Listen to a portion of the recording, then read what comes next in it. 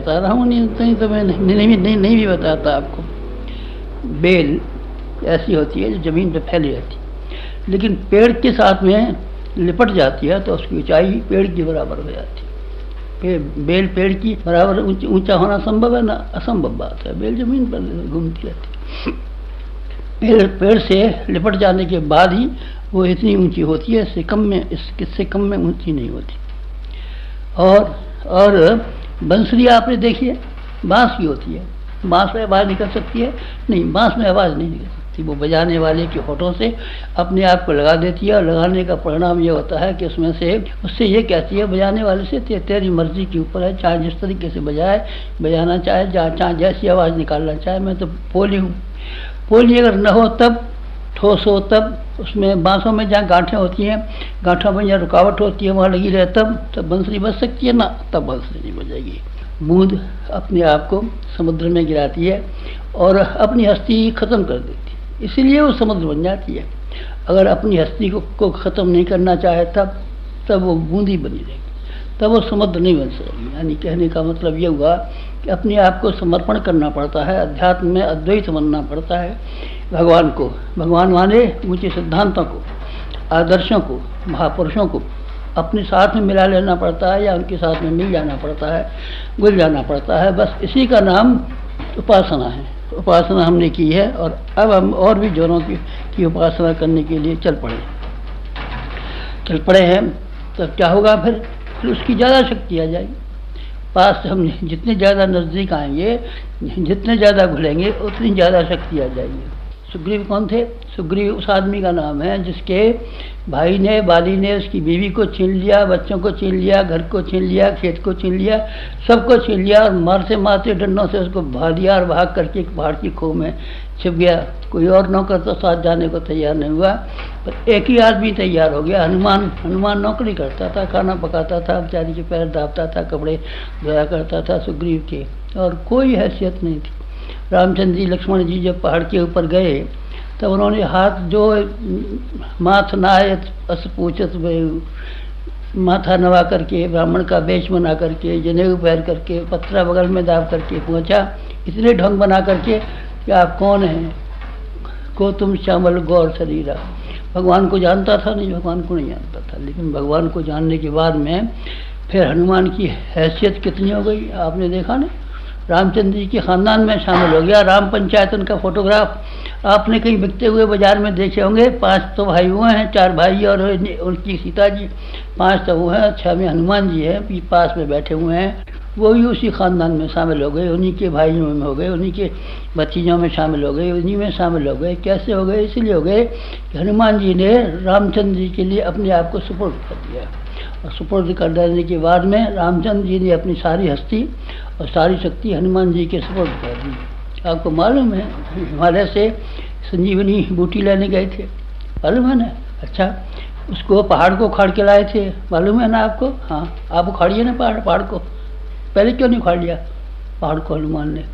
और समुद्र को छलांगा था, आप छलांग के दिखाइए ना। पहले जब विचार चल रहा था कि समुद्र को कौन जाएगा, कौन पार करेगा, तो उन्होंने, जामवंत ने सलाह दी थी कि तुम चले जाओ, छलांग मार दो, भगवान जी की सहायता तुम्हारे पीछे है, तुम पार कर सकते हो। ये कैसे हो गया? हनुमान में इतनी शक्ति कहाँ से आ गई? लंका को छलांगने की शक्ति कहाँ से उसको समुद्र को छलांगने की शक्ति कहाँ से आ गई? लंका को उजाड़ने की शक्ति कहाँ से आ गई? उसको, रावण को और उनके 1 लाख पूत, 1.25 लाख नाती, 2.25 लाख आदमियों को चैलेंज करने की शक्ति कहाँ से आ गई? कहीं से नहीं आई थी, वो रामचंद्र जी की थी। रामचंद्र जी को उसने अपना बना लिया था, और अपने को रामचंद्र जी का बना दिया था। आपने अर्जुन का नाम सुना है ना? पांडवों में से एक था, और जब 14 वर्ष का वनवास उसको कर दिया गया तो वो नाचना गाना सिखाने लगा, भीम खाना पकाना करने लगा। सब बेचारे इधर गरीब की तरीके से नौकरी चाकरी करते फिर रहे थे। ये पांडव थे, और ये पांडव थे जिन्होंने 100 कौरवों की सेना को, इतनी बड़ी सेना को एक किनारे पर लगा दिया था। ये इस पांडव में उस पांडव में क्या फ़र्क है? इतना ही फ़र्क है कि वो पांडव स्वयं तक सीमित थे, और ये पांडव श्री कृष्ण भगवान की संपदा थे। वो ग्वाल बाल वही थे जो घरों में रहा करते थे, लेकिन उसको पहाड़ को उठाने की ज़रूरत पड़ी तो उन्होंने अपनी लाठी का सहारा लगा करके पहाड़ को उठवाने में मदद की। इतने जबरदस्त थे ग्वाल? नहीं, इतने नहीं थे, वो श्री कृष्ण भगवान की वजह से थे। रीछ और बंदर पहाड़ों को उखाड़ उखाड़ के लाए। नल और नील ने समुद्र का पुल बनाया। समुद्र का पुल नल नील ने पहले बनाया था, पहले कोई कंट्रैक्ट लिया था, पहले किसी नदी का पुल बनाया था, पहले कोई नाला बनाया था। अरे भाई, रीछ कहीं नाला बनाते हैं, डुंगली बेर खाते फिरते हैं, लटक के उधर घूमते रहते हैं, लेकिन उन्होंने समुद्र के ऊपर तैरने वाला पुल बना दिया था। कैसे बना दिया था? ये रामचंद्र जी की वजह से बना दिया था, अन्यथा और कोई वजह नहीं थी, और कोई वजह नहीं थी। रामचंद्र जी इसी तरीके से भगवान के साथ में मिल जाने से कौन कौन क्या क्या हो जाता है। हम भी इसी तरीके से अपने गुरु के साथ में, अपने भगवान के साथ में मिल जाने की वजह से इतने ज़बरदस्त हुए हैं। आप भी इसी तरह का सीखना। आप मछली वालों की तरीके से, चिड़िया पकड़ने वालों की तरीके से वजन मत करना। आटे की गोली लगा करके पानी में फेंक देते हैं, मछली मिल जाए तो मछली का शोरबा बना डालें। दाने फेंक देते हैं, चिड़िया हमारे चंगुल में आ जाए तो चिड़िया को पकड़ ले और उसका शोरबा बना डाले। ऐसा मत कीजिए। दाने फेंक करके, चावल फेंक करके, अक्षत फेंक करके, धूप फेंक करके, माला घुमा करके आप भगवान को प्राप्त करने की कोशिश कर रहे हों और शक्तिशाली बनने की कोशिश कर रहे हों तो पुराने उदाहरण जो थे वो आपके ऊपर लागू नहीं होंगे और उन कामों को आप नहीं कर सकेंगे। उस कामों को करने के लिए अपने आप को समर्पण और अद्वैत की जो भावना है वो ही ग्रहण करनी पड़ती हैं। हम उसी को ग्रहण करने के लिए जा रहे हैं। हम उसके हैं और वो हमारा है। ना आप हमारे हैं, ना हम आपके। भगवान की इच्छा को पूरा करने वालों की इच्छा अधूरी नहीं है क्या?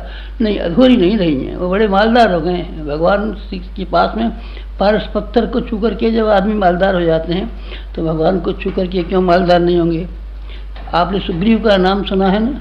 अभी अभी मैं कह रहा था ना आपसे, एक पहाड़ की खो में अपनी जान बचा करके रह रहा था, लेकिन जब भगवान के पास हो गया तब क्या हुआ? तो फिर मज़ा आ गया। फिर वो सुग्रीव राजा हो गया और बाली भी मारा गया, सब मारा गया, बेटा भी मिल गया, बीवी भी मिल गई, सब मिल गया और सब कैसा हो गया? राजा हो गया। आपने विभीषण का नाम सुना है ना? विभीषण एक छोटी सी कोठरी में रहता था और एक बार रावण को